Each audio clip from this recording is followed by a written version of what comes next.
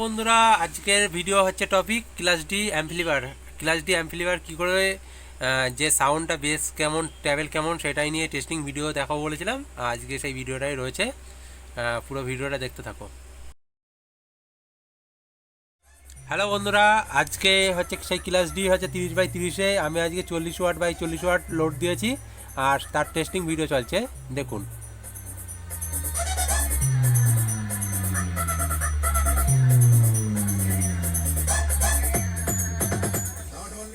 আর তোমাদের এই class D board আমি পুরো ভিতরের রিভিউ থেকে শুরু করে বাইরে ব্যাক লুকটা দেখো। এই যে পুরো ছোটোখাটোর ভিতরে ক্লাস ডি বোর্ড রেডি করেছি, ক্লাস ডি মেশিন। এই হচ্ছে তোমাদের পাওয়ার অন অফ সুইচ, সব কিছুই আছে।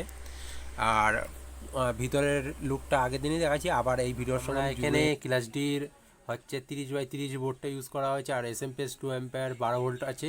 এখানে আমি অ্যাডজাস্টমেন্ট করে 14 ভোল্ট করেছি। আর ক্যালটনের হচ্ছে 22 এমএমটি 25 ভোল্টের ক্যাপাসিটার ইউজ করা হয়েছে। আর বেস ট্যাবেল, এটা হচ্ছে আমার হ্যান্ডমেড বেস ট্যাবেল বোর্ড আছে।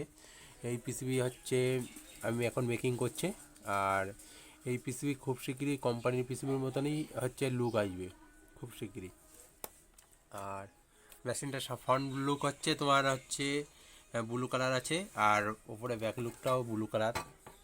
এই যে কিরম বেসটা হচ্ছে।